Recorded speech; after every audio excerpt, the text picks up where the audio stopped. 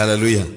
നമ്മൾ 2 രാജാക്കന്മാരുടെ പുസ്തകം അതിൻ്റെ 4-ാം അധ്യായത്തിൻ്റെ 8 മുതലുള്ള വാക്യങ്ങളിൽ നിന്നാണ് പഠിച്ചുകൊണ്ടിരിക്കുന്നത്. 2 രാജാക്കന്മാരുടെ പുസ്തകം 4-ാം അധ്യായത്തിൻ്റെ 8 മുതലുള്ള വാക്യങ്ങൾ മുതൽ. ഒരു ദിവസം എലീശ ശൂനേമിലേക്ക് പോയി. അവിടെ ധനികയായ ഒരു സ്ത്രീ ഉണ്ടായിരുന്നു. അവൾ അവനെ ഭക്ഷണത്തിന് വരയണമെന്ന് നിർബന്ധിച്ചു. പിന്നത്തേതിൽ അവൻ ആ വഴി പോകുമ്പോഴൊക്കെയും ഭക്ഷണത്തിന് അവിടെ കയറും. അവൾ തൻ്റെ ഭർത്താവിനോട്, നമ്മുടെ വഴിയായി കൂടെ കൂടെ കടന്നു പോകുന്ന ഈ ആൾ വിശുദ്ധനായ ഒരു ദൈവപുരുഷൻ എന്ന് ഞാൻ കാണുന്നു. നാം ചുവരോടുകൂടിയ ഒരു ചെറിയൊരു മാളിക മുറി പണിതുണ്ടാക്കുക. അതിൽ അവന് ഒരു കട്ടിലും ഒരു മേശയും ഒരു നാൽക്കാലിയും ഒരു നിലവിളക്കും വയ്ക്കുക. അവൻ നമ്മുടെ അടുക്കൽ വരുമ്പോൾ അവിടെ കയറി പാർക്കാമല്ലോ എന്ന് പറഞ്ഞു. ഈ വേദഭാഗത്തെ അടിസ്ഥാനമാക്കിയാണ് നമ്മളുടെ ക്ലാസ്സുകൾ മുന്നോട്ട് പോകുന്നത്. ഇവിടെ ഈ സ്ത്രീ പറയുന്നതായ ഒരു പ്രധാനപ്പെട്ട കാര്യം, ഈ ആള് വിശുദ്ധനായ ഒരു ദൈവപുരുഷൻ എന്ന് ഞാൻ ഇപ്പോൾ മനസ്സിലാക്കുന്നു, ഞാൻ കാണുന്നു എന്ന് പറയുന്നത് കുറച്ചുകൂടെ correct. Now I perceive that this man is a holy man of God. വിശുദ്ധനായ ഒരു ദൈവപുരുഷൻ എന്ന് ഞാൻ ഇപ്പോൾ മനസ്സിലാക്കും. നമ്മൾ ഇന്നലെ കണ്ട ഒരു കാര്യം അതാണ്. ഒറ്റയടിക്ക് കയറി ഇവള് അഭിപ്രായം ഒന്നും പറയുന്നതല്ല. വളരെ ധനികയായ സ്ത്രീ എന്ന് അവിടെ എഴുതിയാലും അവിടെ ശരിയായിട്ടുള്ള അർത്ഥം ധനികയായ സ്ത്രീ എന്നല്ല എബ്രായ ഭാഷയിൽ. എ ഗ്രേറ്റ് വുമൺ, ഒരു ഉത്തമയായ മഹതിയായ ഒരു സ്ത്രീ എന്നാണ്. അപ്പൊ അവള് ചാടിക്കേറി അഭിപ്രായം പറയുന്ന ആളുകളല്ല. പലപ്പോഴും സഹോദരിമാര് പലപ്പോഴും ചാടിക്കേറി അഭിപ്രായം പറയുന്നവരാണെന്ന് നിങ്ങൾക്ക് സഹോദരിമാർക്ക് ഉൾപ്പെടെ എല്ലാവർക്കും അറിയാം. പക്ഷെ ഈ സ്ത്രീ അങ്ങനെ ആയിരുന്നില്ല. ഈ സ്ത്രീ എന്താ, ഒരു ക്ലോസ് വാച്ച്. ഒരു പക്ഷെ ഒരു മീറ്റിങ്ങിന് ഒക്കെ കണ്ടതായിരിക്കും. നമുക്കൊക്കെ ഒരു വലിയ പ്രശ്നമുണ്ട്. ഒരു മീറ്റിങ്ങിന് കണ്ടാൽ തന്നെ അന്നേരത്തേക്ക് നമ്മുടെ ചിന്ത ഇയാൾ ഭയങ്കര വിശുദ്ധനാണ്, അതാണ് ഇതാണെന്നൊക്കെയാണ്. നമ്മൾ പെട്ടെന്നാണ് എല്ലാ കാര്യങ്ങളും അഭിപ്രായം എല്ലാം പറയുന്നത്. പക്ഷെ ഈ സ്ത്രീ ഒരു ക്ലോസ് വാച്ചിന് വേണ്ടി ആഗ്രഹിച്ചതുകൊണ്ട് എലീശായെ അവളുടെ ഭവനത്തിലേക്ക് ഒരു ഭക്ഷണത്തിന് വിളിച്ചു. ആ ഭക്ഷണത്തിന്റെ സമയങ്ങളിൽ അവൾ നോക്കുകയാണ് ഈ മനുഷ്യൻ എങ്ങനെയുള്ള വ്യക്തിയാണ്. സ്റ്റേജിൽ കാണുന്നത് പോലെയുള്ള ആളാണോ? കുറച്ചു കഴിഞ്ഞപ്പോൾ, അല്ലെങ്കിൽ ഒരു പ്രാവശ്യത്തെ ഭക്ഷണത്തിന്റെ കാര്യമല്ല, ഒരു പ്രാവശ്യം അവിടെ ഭക്ഷണം കഴിച്ചു നമ്മളവിടെ കാണുന്നത്. പിന്നത്തേതിൽ കൂടെ കൂടെ ആ വഴി പോകുമ്പോഴൊക്കെ അവനവിടെ ഭക്ഷണത്തിന് കയറുമെന്ന്. ഇവർ 2 കൂട്ടർക്കും മനസ്സിലായി ഇവർ കുഴപ്പക്കാരല്ല. എലീശായ്ക്ക് മനസ്സിലായി ഈ സ്ത്രീയും കുഴപ്പക്കാരിയല്ല. അതുകൊണ്ട് ഞാൻ ഇന്നലെ പറഞ്ഞ കാര്യം അതാണ്. പല സമയത്തും വീടുകളിലൊക്കെ വിളിക്കുമ്പോൾ വീടുകളിൽ കുഴപ്പം ഉണ്ടാകരുതെന്നുള്ളത് നമ്മളോട് ആലോചിക്കണം, ഈ വിളിച്ച് പോകുന്നവരും ആലോചിക്കണം. അപ്പൊ ഇവൻ വിശുദ്ധനായ ഒരു ദൈവപുരുഷനാണ്, അവൾ ഉത്തമയായ ഒരു മഹനീയ വനിതയാണ്. 2 ഭാഗത്തും. എന്നാൽ ഉത്തമനായ ഒരു ദൈവപുരുഷൻ എന്നുള്ള വിളി കേൾക്കുന്നത് എല്ലാവർക്കും സന്തോഷമുള്ള കാര്യമാണെങ്കിലും അതത്ര ഈസി ആയിട്ടുള്ള കാര്യമല്ല. അങ്ങനെ വിളി കേൾക്കണമെങ്കിൽ അങ്ങനെ ഒരു ജീവിതം വളരെ അത്യന്താപേക്ഷിതമാണ്. ഈ മനുഷ്യനെ കണ്ടു കഴിഞ്ഞപ്പോൾ, ഇയാളുടെ സ്വഭാവം മനസ്സിലാക്കി കഴിഞ്ഞപ്പോൾ ചില പ്രത്യേകമായ കാര്യങ്ങൾ അവൾ കണ്ടെത്തി. അതുകൊണ്ട് അവൾ ഭർത്താവിനെ കണ്ടിട്ട് പറയുകയാണ്, നമ്മുടെ വഴിയായി കൂടെ കൂടെ പോകുന്ന ഈ മനുഷ്യൻ വിശുദ്ധനായ ഒരു ദൈവപുരുഷനാണ്. കാരണം അയാൾ ഒരു സിമ്പിൾ മനുഷ്യനാണ്. നമ്മൾ അയാൾക്ക് ഒരു മുറി പണിത് കൊടുക്കുക. പക്ഷെ ആ മുറി എങ്ങനെയുള്ളതായിരിക്കണം? വിശാലമായ ഒരു മുറി ആയിരിക്കണമെന്നല്ല പറയുന്നത്. പ്രത്യുത ഒരു ചെറിയ മുറി, മാളിക മുറി എന്ന് പറയുന്നത് കൊണ്ട് അവർ ഉദ്ദേശിക്കുന്നത് എന്താ? നമ്മൾ മാളിക എന്ന് പറയുമ്പോൾ വലുത് എന്നുള്ള അർത്ഥത്തിൽ നമ്മുടെ മനസ്സിൽ വരുന്നത്. പക്ഷെ മാളിക എന്ന് പറയുമ്പോൾ നമ്മൾ അതൊരു മാളികയാണെന്ന് പറയുമ്പോഴത്തേക്ക് മറ്റൊരർത്ഥമൊന്നുമില്ല. അതിന് 2 നിലകളുണ്ട് എന്നുള്ള അർത്ഥത്തിലാണ് മാളിക എന്ന് പറയുന്നത്. പക്ഷെ ഇവിടെ ഈ മാളിക മുറി എന്ന് പറയുന്നത് റൂഫിന്റെ മുകളിൽ ഉണ്ടാക്കുന്ന, അല്ലെങ്കിൽ സെപ്പറേറ്റ് ആയിട്ടുള്ള ഒരു മുറി എന്നുള്ളതേ ഉള്ളൂ. അതായത് വീടിന്റെ ഭാഗമായിട്ടുള്ള ഒരു മുറിയല്ല. വീടിനോട് ചേർന്നുള്ള റൂഫ് ചേംബർ, ഒരു ചേംബർ. അത് പുറത്തുനിന്ന് ആക്സസ് ഉള്ളതാണ്. അല്ലാതെ ഭവനത്തിനകത്തൂടെ കയറാതെ തന്നെ അവിടെ താമസിക്കാൻ പറ്റുന്ന രീതിയിലുള്ള നല്ല ഒരു റൂഫ് ചേംബർ. അപ്പോൾ ഇവള് എലീശ വിശുദ്ധനാണെന്ന് പറയാനുള്ള ഒരു കാരണം അയാൾ സിമ്പിൾ ആയിരുന്നു എന്നുള്ളതാണ്. സിംപ്ലിസിറ്റിയാണ് നമ്മളുടെ പഴയ പിതാക്കന്മാരുടെ ഒക്കെ കാലം പറഞ്ഞാൽ, ശരിക്കും പറഞ്ഞു കഴിഞ്ഞാൽ അവര് സിംപ്ലിസിറ്റിയിലായിരുന്നു വിശ്വസിച്ചിരുന്നത്, അല്ലാതെ എഫ്ലുവൻസിലല്ല. നമ്മുടെ പിതാക്കന്മാരുടെ പാരമ്പര്യം എന്ന് പറയുന്നത് അത്ര മോശമൊന്നുമല്ല. അവര് ആത്മികരായ ആളുകളായിരുന്നു. അവർ പെന്തക്കോസ്തിലേക്ക് വന്നത് കൃത്യമായ തിരിച്ചറിവോടുകൂടെയാണ്, ആത്മീകമായ ഒരു വെളിപ്പാടോടുകൂടെയാണ് അവർ വന്നത്. അതുകൊണ്ട് വലിയ സഭ വിട്ടേച്ച ഓലക്കീറുള്ള കെട്ടിടത്തിൽ പോയി ഇരിക്കാനൊന്നും അവർക്ക് മടിയില്ലായിരുന്നു. അവർക്കറിയായിരുന്നു ആ വലിയ കെട്ടിടങ്ങളിലും മറ്റും അവിടെ അല്ല അവർക്ക് ദൈവസാന്നിധ്യം അനുഭവിക്കാൻ പറ്റുന്നത്. അവർക്ക് ഈ ചെറിയ ആ ലാളിത്യത്തിൽ ഒരുമിച്ചിരുന്ന് ആരാധിക്കുമ്പോൾ അവിടെ ദൈവസാന്നിധ്യം അനുഭവിക്കാൻ കഴിഞ്ഞതുകൊണ്ട് ഇത് ഇട്ടേച്ച് പോകുന്നതിന് അവർക്ക് ഒരു മടിയും ഇല്ലായിരുന്നു, അതിനൊരു പ്രയാസമില്ല. അവരാരും ചിന്തിച്ചില്ല എന്നാ നമുക്ക് ഈ പള്ളി പോലെ ഒരു കെട്ടിടം പണിയാൻ പറ്റുന്നൊന്നും ആലോചിച്ചൊന്നും അല്ല ഇവരാരും വിശ്വാസത്തിലേക്ക് വന്നത്. അപ്പൊ ലാളിത്യത്തിന്റെ ഒരു അതാണ് വാസ്തവത്തിൽ എന്താണ് വിശ്വാസത്തിന്റെ അല്ലെങ്കിൽ വിശുദ്ധിയുടെ ഒരു മാനദണ്ഡം തന്നെയാണ് ശരിക്കും പറഞ്ഞ ഈ ലാളിത്യം എന്ന് പറയുന്നത്. അവരാരും കസേര മോഹിച്ചു വന്നവരല്ല. അവർക്കാർക്കും രാഷ്ട്രീയ സ്വാധീനമില്ലായിരുന്നു. അവർക്കാർക്കും പണമില്ലായിരുന്നു. ഞാൻ ഇന്നലെ പറഞ്ഞതുപോലെ പത്രോസും യോഹന്നാനും ദേവാലയത്തിൽ നിന്ന് മുടന്തനായ മനുഷ്യനോട് പറയുന്നത്, നീ പള്ളി വിട്ടേച്ച് വാടാ, ഞാൻ നിനക്ക് വേറൊരു വീട് പണിത് തരാമെന്നൊന്നുമല്ല, ഞാൻ നിനക്കൊരു കടയിട്ട് തരാമെന്നുമല്ല, അങ്ങനെയൊന്നും പറഞ്ഞൊന്നും അല്ലല്ലോ. അവരെന്താ പറഞ്ഞത്? ഞങ്ങളുടെ വന്നിട്ട് ഒരു ഗുണവും പറഞ്ഞത്. ഞങ്ങളുടെ വന്നാൽ വെള്ളിയും പൊന്നും ഞങ്ങൾക്ക് ഇല്ലേ. ചിലപ്പോൾ ആളുകളൊക്കെ പറയാറുണ്ട്, ചാരിറ്റി പ്രവർത്തനമൊക്കെ നല്ലതാ ബ്രദറെ, എന്നാലേ കുറച്ചുപേര് നമ്മുടെ കൂടെ കൂടത്തുള്ളൂ. പ്രിയമുള്ളവരെ, ചാരിറ്റി പ്രവർത്തനം കുഴപ്പമൊന്നുമില്ല. നമുക്ക് മനസ്സലിവ് ഉണ്ടെങ്കിൽ ആൾക്കാർക്ക് എന്തെങ്കിലുമൊക്കെ ചെയ്തു കൊടുക്കണം, മനസ്സലിവ് അത്യാവശ്യമാണ്. പക്ഷേ അത് ആളുകൾ യേശുവിനെ സ്വീകരിക്കാനുള്ളൊരു മുഖാന്തിരമാക്കാനൊന്നും ദൈവം ഉദ്ദേശിക്കുന്നില്ല. രണ്ടും രണ്ടാണ്. നമ്മുടെ മനസ്സലിവിന്റെ പ്രദർശനമാണ് നമ്മൾ ആളുകളെ സഹായിക്കുന്നത്. അങ്ങനെ ആയിരുന്നല്ലോ. ഇന്ന് നമ്മൾ കാശുകാരാണ്. ഇന്നുള്ള ചാരിറ്റിയേക്കാൾ കൂടുതൽ ചാരിറ്റി നടന്നത് നമ്മുടെ പിതാക്കന്മാർ വിശ്വാസത്തിൽ വന്നപ്പോഴാണ്. അന്നവർ ഇല്ലായ്മയുടെ കാലത്ത് ഒരാളുടെ പെര മേഞ്ഞു കൊടുക്കണമെങ്കിൽ എല്ലാവരും കൂടെ പെരയുടെ മോളിൽ കിടന്ന് ഓരോരുത്തരുടെയും വീട്ടിൽ ഉള്ള ഓലയെല്ലാം കൊണ്ടുവന്ന്, അവർക്ക് ആകെ 10 മണൽ ഓല ഉണ്ടെങ്കിൽ അത് എന്താണ്, ആ സഹോദരന് വേണ്ടി കൊണ്ട് കൊടുക്കാനും മോളിൽ കയറി ഓല മേഞ്ഞു കൊടുക്കാനൊന്നും അവർക്ക് മടിയില്ലായിരുന്നു. അപ്പൊ അന്നത് ഹൃദയത്തിന്റെ ഉള്ളിൽ നിന്ന് ചെയ്തു. ഇന്നിപ്പം മനസാക്ഷിക്കുത്ത് തീർക്കാനാ, കള്ളത്തരം കാണിച്ച് കാശുണ്ടാക്കി കഴിഞ്ഞ് ഇച്ചിരി എന്തെങ്കിലും ചാരിറ്റിക്ക് കൊടുത്തു കഴിഞ്ഞാൽ ദൈവം അങ്ങ് പ്രസാദിച്ചോളൂ എന്ന് വെച്ചാൽ ഇന്നത്തെ ചാരിറ്റിയൊക്കെ. ഞാൻ പറഞ്ഞത്, ഹൃദയത്തിന്റെ ആഴത്തിൽ നിന്ന് അവര് ഈ എഫ്ലുവന്റ് ആയിട്ടുള്ള ലിവിങ് വിട്ട് കളഞ്ഞ സമയത്ത് നിങ്ങൾ മനസ്സിലാക്കണം, അവർക്ക് ഒരിക്കലും ഈ അഫ്ലുവൻസിലേക്ക് മടങ്ങിപ്പോകാനുള്ള മോഹമൊന്നും ബാക്കിയില്ലായിരുന്നു. അവരുടെ ജീവിതത്തിൽ അവർക്ക് എന്തുണ്ടായിരുന്നു? അവർക്ക് ദൈവ സാന്നിധ്യ ബോധമുണ്ടായിരുന്നു. അവർ പറഞ്ഞു, വെള്ളിയും പൊന്നും ഞങ്ങൾക്കില്ല, ഞങ്ങൾക്കുള്ളത് നിനക്ക് തരുന്നു. നസ്രായനായ യേശുവിന്റെ നാമത്തിൽ എഴുന്നേറ്റ് നടക്കുക. ആ നസ്രായനായ യേശുവിന്റെ നാമം നമ്മൾ ഇന്നലെ പറഞ്ഞു നിർത്തിയ ഭാഗം അതാണ്. എന്താണ് നസ്രായനായ യേശുവിന്റെ നാമം എന്ന് പറഞ്ഞാൽ അതിന്റെ അർത്ഥം? ഞാൻ ജനിക്കുമ്പോൾ എന്റെ മേൽ വന്നു വീഴുന്ന എന്റെ അപ്പന്റെ പേരുണ്ട്. സാജു ജോൺ മാത്യു എന്ന് പറഞ്ഞാൽ, മാത്യു എന്ന് പറയുന്നത് എന്റെ അപ്പനാണ്. അപ്പോൾ എന്റെ അപ്പന്റെ പേര് വന്ന് വീഴുകയാണ്. അതുപോലെ വീണ്ടും ജനിക്കുമ്പോൾ എന്റെ മേൽ വന്ന് വീഴുന്ന എന്റെ പിതാവിന്റെ പേരാ യേശുവിന്റെ നാമം എന്ന് പറയും. ഞാൻ യേശുവിന്റെ പുത്രനാണ്, യേശുവിന്റെ മകനാണ്. യേശുവിന്റെ മകനാണെങ്കിൽ എന്റെ മേൽ വന്ന് വീണ് കിടക്കുന്ന അപ്പന്റെ പേരിന് കളങ്കം ഉണ്ടാക്കുന്ന ഒന്നും ഞാൻ ചെയ്യാൻ പാടില്ല. അവന്റെ സ്വഭാവമായിരിക്കണം എന്നെ നയിക്കുന്നതായ കാര്യം. അവന്റെ ജീവിതമായിരിക്കണം ഞാൻ ജീവിക്കുന്നത്.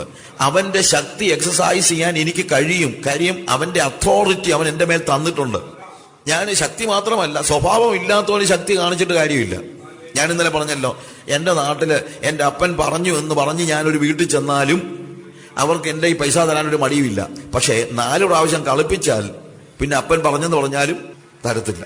ഞാൻ മനസ്സിലാക്കി കാണും ഞാൻ ചിന്തിക്കുന്നു. ഇന്ന് എന്താണ് പെന്തിക്കോസുകാരന് നാട്ടുകാരുടെ വിലയില്ലാത്തത്?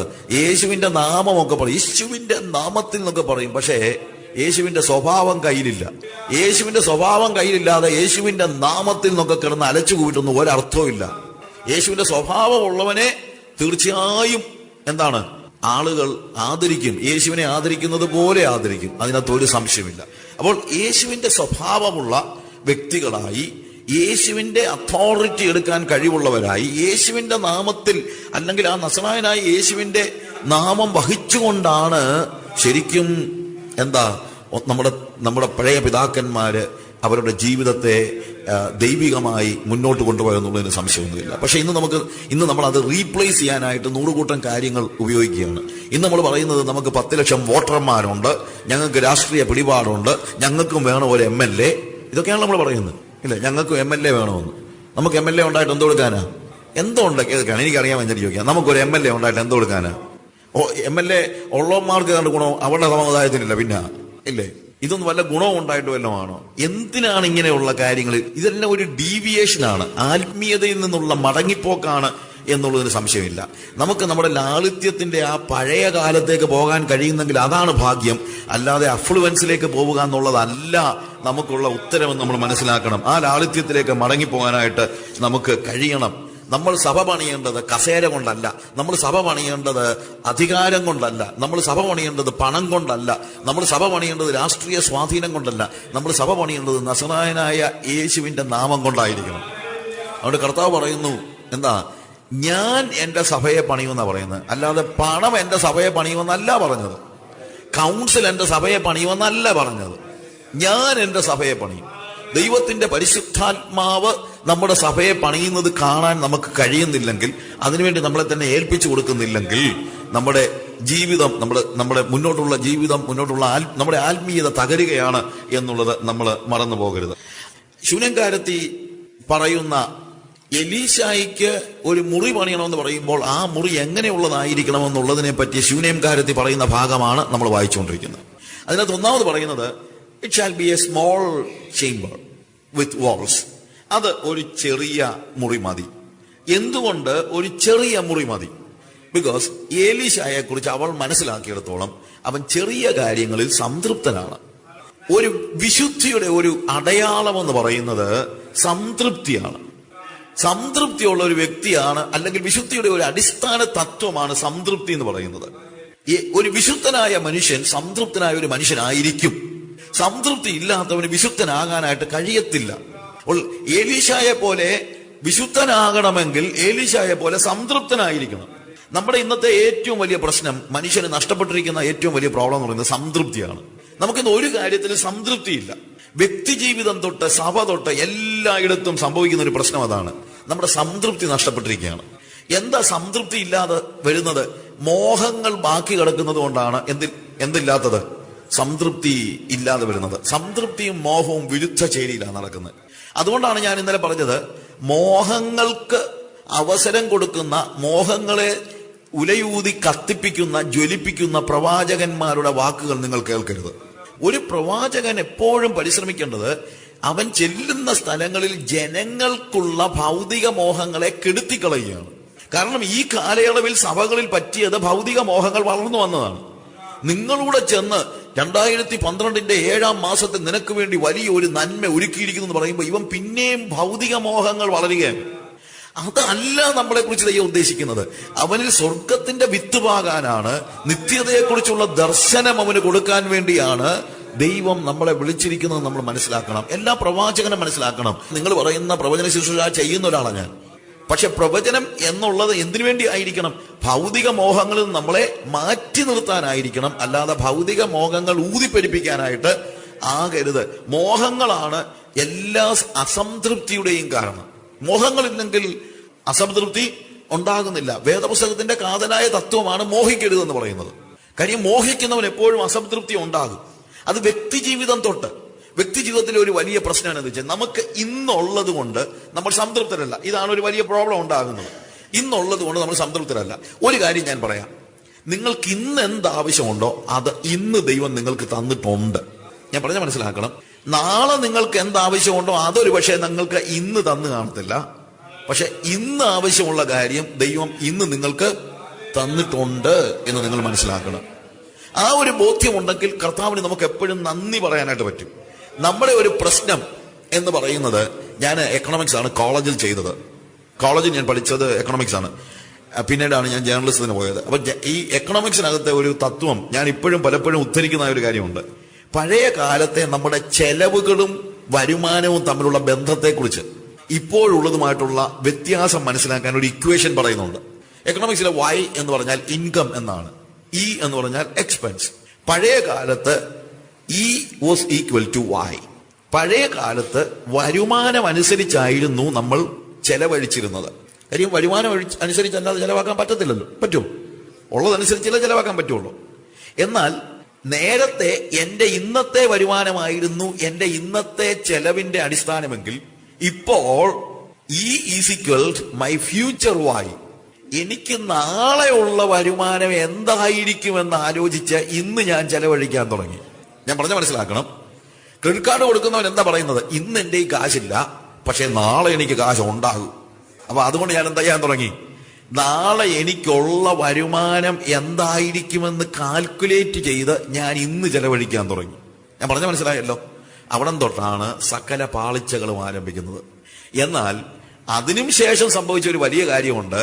അതിനകത്ത് എക്കണോമിക്സിനകത്ത് പറയുന്നത് മൈ എക്സ്പെൻഡിച്ചർ ഈസ് ജോൺസസ് ഇൻകം എന്നാണ്. എന്ന് വെച്ച് കഴിഞ്ഞാൽ എന്റെ ഇന്നത്തെ ചെലവ് എന്റെ അയൽക്കാരന്റെ ഇൻകം വർദ്ധിക്കുന്നതനുസരിച്ച് മാറുമെന്ന്, അയൽക്കാരന്റെ വരുമാനം വർദ്ധിക്കുന്നതനുസരിച്ച് എന്റെ ചെലവ് മാറുമെന്ന്. അതാ ഇന്നത്തെ പ്രശ്നം. അയൽക്കാരന് വരുമാനം വർദ്ധിക്കുമ്പോൾ അവൻ കാറ് മാറും. എന്റെ വരുമാനം വർദ്ധിച്ചിട്ടില്ല, പക്ഷെ ഞാനും കാറ് മാറ്റും. എനിക്ക് നാളെ വരുമാനം ഉണ്ടാകുമോ എന്നും, നേരത്തെ ആണെങ്കിൽ ഏറ്റവും കുറഞ്ഞത് എന്റെ ഫ്യൂച്ചർ ഇൻകം എങ്കിലും ഞാൻ നോക്കുമായിരുന്നു. ഇപ്പൊ അതുമില്ല, ഒന്നും നോക്കുന്നില്ല. അയൽക്കാരന്റെ വരുമാനം വർദ്ധിക്കുമ്പോൾ എന്റെ ചെലവ് വർദ്ധിക്കുകയാണ്. ഇതാ ഇന്നത്തെ പ്രോബ്ലം. ശരിയല്ല ഞാൻ പറയുന്നത്? അവിടെ നിന്നും ഇവിടെ നിന്നും എല്ലാം എന്താണ്, അയൽവക്കക്കാരൻ എന്തൊക്കെ ഉണ്ടോ അതെല്ലാം എനിക്ക് വേണ്ടതുകൊണ്ട്, അല്ലെങ്കിൽ എനിക്ക് അതിനോട് മോഹമുണ്ടായിട്ട് ഞാൻ എന്ത് ചെയ്യുന്നു, ആ കാര്യങ്ങൾ എനിക്ക് ഉണ്ടാക്കേണ്ടതിന് ഞാൻ എന്തും കാണിക്കുന്നു. അയൽക്കാരനുള്ള സുഖങ്ങൾ എന്തൊക്കെയാണോ അതെല്ലാം എനിക്ക് വേണമെന്ന് വെച്ച് ഞാൻ എന്തും കാണിക്കുന്നു. അവന്റെ വീട് പോലെ, അവന്റെ കാറ് പോലെ, അവന്റെ ഫ്രിഡ്ജ് പോലെ, അവന്റെ ഫർണിച്ചർ പോലെ ഓരോന്ന് കാണുമ്പോഴും എനിക്ക് ഇൻകം ഉണ്ടോ ഇല്ലയോ എന്ന് ഞാനിന്ന് നോക്കുന്നില്ല. എനിക്ക് നാളെ ഇൻകം ഉണ്ടോ എന്ന് പോലും ഞാൻ നോക്കുന്നില്ല. ഇത് ഞാൻ വേദപുസ്തകത്തിന്റെ തത്വവും മറ്റും അല്ല പറയുന്നത്. ലോകത്തിൽ കാണുന്ന കാര്യങ്ങൾ വെച്ച് എക്കോണമിസ്റ്റുകൾ പറഞ്ഞ ഒരു വളരെ തമാശ കലർന്ന ഒരു യാഥാർത്ഥ്യമാണ്. തമാശയൊന്നും യാഥാർത്ഥ്യമല്ലെന്നില്ല. ചില തമാശകൾ എന്താണ്, ഭയങ്കര യാഥാർത്ഥ്യമാണ്. അതിനകത്തെ ഒരു കാര്യമാണ്, my expenditure depends upon Joneses income. എന്റെ ചെലവ് അയൽക്കാരന്റെ വരുമാനത്തിനനുസരിച്ച് മാറി മറിഞ്ഞുകൊണ്ടിരിക്കുന്നു എന്ന് പറയുന്നത്. പ്രിയമുള്ളവരെ, അതുകൊണ്ടല്ലയോ ഇന്നത്തെ ഈ ആത്മഹത്യകളും മറ്റുള്ള കാര്യങ്ങളും എല്ലാം. ഞാനൊക്കെ കോളേജ് പഠിക്കുന്ന സമയത്ത് 35 കൊല്ലം മുമ്പൊക്കെ അന്നത്തെ ഒരു പ്രത്യേകത എന്ന് ചോദിച്ചാൽ, അന്ന് 30 കൊല്ലം മുമ്പൊക്കെ ഒരു കോളേജ് പഠിക്കുമ്പോൾ ആരെങ്കിലും പിള്ളേർ ആത്മഹത്യ ചെയ്തായിരുന്നെങ്കിൽ ഉടനെ ഞാനിച്ചിരി പച്ചയായിട്ട് പറയാം, നമ്മൾ ചോദിക്കും അവൻ ആരുമായിട്ടായിരുന്നടാ കമ്പനി. കാര്യം എന്ന് വെച്ച് കഴിഞ്ഞാൽ അന്നൊക്കെ അഫെയർ നഷ്ടപ്പെടുമ്പോഴും പൊട്ടുമ്പോഴും ഒക്കെയാണ് പോയി സൂയിസൈഡ് ചെയ്യുന്നത്. ഇന്നിപ്പോൾ അതിനൊന്നും പിള്ളേരെ കിട്ടത്തൊന്നുമില്ല. ഇന്നിപ്പം അങ്ങനെയുള്ള ബന്ധങ്ങൾ പോലും നമുക്ക് ഇല്ല. ഇന്നിപ്പം അതിന്റെ പേരിലൊന്നും പോയി ആരും സൂയിസൈഡ് ചെയ്യത്തില്ല. ഇന്നിപ്പോൾ ആരെങ്കിലും സൂയിസൈഡ് ചെയ്താൽ നമ്മൾ ചോദിക്കുന്നത് അവൻ ഏത് ബ്ലേഡ് ബാങ്കിൽ നിന്നാണ് പൈസ എടുത്തതെന്നാണ് ചോദിക്കുന്നത്. കാര്യം ഇതുപോലുള്ള അഫ്ലുവൻസിന്റെ മോഹത്തിൽ അവൻ ചെന്ന് ചാടിയിട്ട് അവിടുന്ന് ഇവിടുന്നും പണം കടം വാങ്ങിച്ച് ഒടുവിൽ എന്ത് ചെയ്യുന്നു, ഒടുവിൽ പോയി സൂയിസൈഡ് ചെയ്യേണ്ട ഒരു സ്റ്റേജ് ഉണ്ടാകുന്നു. പ്രിയമുള്ളവരെ, ഒരു വിശ്വാസി എപ്പോഴും അവന്റെ എക്സ്പെൻഡിച്ചർ അല്ലെങ്കിൽ അതിനെക്കുറിച്ച് വരുമാനമില്ലാതെ ചെലവാക്കുന്ന ഒരു വിശ്വാസി എന്താണെങ്കിലും അത് നഷ്ടത്തിലാണ്, അല്ലെങ്കിൽ അത് ദൈവം ആഗ്രഹിക്കുന്ന ഒരു കാര്യമില്ല. കാരണം നമുക്കിന്ന് നൽകിയിരിക്കുന്ന വരുമാനം ദൈവം നൽകിയിരിക്കുന്നത് ഇന്നത്തെ എൻ്റെ ചെലവിന് ആവശ്യമുള്ളതാണ്. അതിനുള്ള കാര്യം അവൻ തന്നിട്ടുണ്ട്. ഇല്ലെങ്കിൽ ദൈവം അത് ചെയ്യുന്നത് വരെ നമ്മൾ കാത്തിരിക്കുക. എന്തുകൊണ്ടാണ്? മോഹങ്ങളാണ് നമുക്ക് അസൂയ ഉണ്ടാക്കുന്നത്. ഇതെല്ലാം അസൂയയിൽ നിന്നാണ് ഉണ്ടാകുന്നത്. അയൽക്കാരന്റെ തൂർത്ത് കണ്ട് നമ്മൾ അസൂയപ്പെടുന്നു, മോഹിക്കുന്നു, അതിനുവേണ്ടി നമ്മൾ പരിശ്രമിക്കുന്നു. അതിനുവേണ്ടി പരിശ്രമിച്ച് നമ്മൾ ആകെപ്പാടെ വീണ്ടും കുടിലമായ തന്ത്രങ്ങൾ ഉപയോഗിക്കുന്നു, കള്ളത്തരങ്ങൾ കാണിക്കുന്നു. എല്ലാ കാര്യങ്ങളുടെയും തകർച്ചയുടെ എല്ലാം കാരണം ഈ മോഹമാണ് എന്നുള്ളത് മനസ്സിലാക്കണം. ഇന്ന് സഭയിൽ കൃത്യമായിട്ട് പഠിപ്പിക്കേണ്ടതായ ഒരു കാര്യമാണ്. ഉള്ളത് കൊണ്ട് തൃപ്തിപ്പെടാനായിട്ട് നമ്മുടെ ജനങ്ങളെ നമ്മൾ പഠിപ്പിക്കണം. ഉള്ളത് കൊണ്ട് തൃപ്തിപ്പെടാനായിട്ട്, നമുക്കുള്ളത് കൊണ്ട് സംതൃപ്തിപ്പെടാൻ. ഇതൊക്കെയാ സഭയിൽ പഠിപ്പിക്കേണ്ടത്. നമ്മൾ വേദപുസ്തകം ഒന്ന് വായിച്ചു നോക്കിയേ. വേദപുസ്തകത്തിൽ ആത്മാവിന്റെ കാര്യങ്ങൾ മാത്രമൊന്നുമല്ല പറഞ്ഞിരിക്കുന്നത്. പൗലോസിന്റെ ലേഖനങ്ങളൊക്കെ വായിക്കുമ്പോൾ ജീവിതത്തിൽ അനുവർത്തിക്കേണ്ടതായ പ്രായോഗികമായ കാര്യങ്ങളാണ് പൗലോസ് പറയുന്ന നല്ലൊരു ശതമാനം കാര്യങ്ങൾ, ഇല്ലേ? ആത്മീയത, ലോകത്തിൽ എങ്ങനെ ആത്മീയനായി ജീവിക്കണമെന്നാണ് പറയുന്നത്. അല്ലാതെ ആത്മാവിന്റെ വലിയ വലിയ യാഥാർത്ഥ്യങ്ങൾ ഓഫ് കോഴ്സ് പൗലോസ് പറയുന്നുണ്ടെങ്കിലും ഭൗതികമായ അല്ലെങ്കിൽ ഇടപെടലുകൾ, നമ്മൾ ലോകത്തിൽ ഇടപെടുമ്പോൾ ലോകത്തോടുള്ള നമ്മുടെ ഇടപെടലുകൾ എത്ര ക്ലീൻ ആയിരിക്കണമെന്നും ആത്മീയമായ നമ്മുടെ ജീവിതത്തെ എങ്ങനെ അത് പ്രതിഫലിപ്പിക്കണമെന്നും കൃത്യമായിട്ട് പൗലോസ് രേഖപ്പെടുത്തുന്നുണ്ട്. ഇതൊക്കെ സഭയിൽ എന്താ പഠിപ്പിക്കാത്തത്? അതാ എന്റെ ചോദ്യം. ഞാൻ പറഞ്ഞല്ലോ, ഞാൻ ഈ പെന്തക്കോസ്ത് വരുന്ന സമയത്ത് പിതാക്കന്മാരുടെ ജീവിതാനുഭവങ്ങളെ ഒക്കെ ഞാൻ ആലോചിച്ച് നോക്കിയിട്ടുണ്ട്. 1940 38 മറ്റോ ആണെന്ന് ഞാൻ ചിന്തിക്കുന്നു. എനിവേ, ഇൻ 30s 1930കളിലെ ഒരു new year message pastor K Abraham പറഞ്ഞത് സിയോൻ കാഹളത്തിൽ എഴുതിയിട്ടുണ്ട്. ഞാൻ പഴയ സിയോൻ കാഹളം എല്ലാം അരിച്ചു പറക്കി വായിച്ചിട്ടുണ്ട്. അന്ന് ആദ്യത്തെ സിയോൻ കാഹളം യഥാവസര ലേഖ മുതലുള്ള എല്ലാ പുസ്തകങ്ങളും അന്ന് ഞാൻ കാണാതെ എല്ലാ കാര്യങ്ങളും അരച്ച് കലക്കി വായിച്ചിട്ടാണ് ഞാൻ അങ്ങനെയുള്ള എല്ലാ മാസികകളും നോക്കിയിട്ടാണ് ഞാൻ ഈ പുസ്തകം എഴുതിയത്. അതിനകത്ത് എനിക്ക് ഇഷ്ടപ്പെട്ടൊരു കാര്യം, ഒരു new year message K Abraham Kumbanad സഭയിൽ പ്രസംഗിച്ചത് ചിങ്ങമാസം 1-ാം തീയതി പ്രസംഗിച്ചത്. അന്ന് ചിങ്ങമാസത്തിലാണ് ന്യൂ ഇയർ നടക്കുക. ഇപ്പോഴാണല്ലോ ഡിസംബർ 31. അന്ന് ചിങ്ങമാസത്തില് അദ്ദേഹം പ്രസംഗിച്ച പ്രസംഗം ഒരു സിയോൻ കാലത്ത് ഞാനത് പെന്തക്കോസ്ത് ചരിത്രത്തിൽ എടുത്തെഴുതിയിട്ടുണ്ട്. എന്താണെന്നറിയാമോ? സ്ത്രീധനത്തിനെതിരായിട്ടാണ് അദ്ദേഹം അന്ന് പ്രസംഗിച്ചത്. എനിക്ക് വിശ്വസിക്കാൻ പറ്റില്ല. ഒരു ന്യൂ ഇയർ മെസ്സേജ്, നമ്മളാണെങ്കിൽ ഒരു ന്യൂ ഇയറിന് ആരെങ്കിലും സ്ത്രീധനത്തിനെതിരായിട്ടോ അല്ലെങ്കിൽ ഒരു സാമൂഹ്യ തിന്മയ്ക്കെതിരായിട്ടോ ഒക്കെ പ്രസംഗിക്കുമോ? എനിക്കറിയത്തില്ല. പക്ഷേ തൻ്റെ കീഴിൽ വന്നിരിക്കുന്നതായ ജനങ്ങൾ എങ്ങനെ ആത്മീയത സാധാരണ ജീവിതത്തിൽ പ്രകടിപ്പിക്കണമെന്ന് ബോധ്യമുള്ളവരായിരുന്നു. അല്ലെങ്കിൽ they were much concerned about our practical life.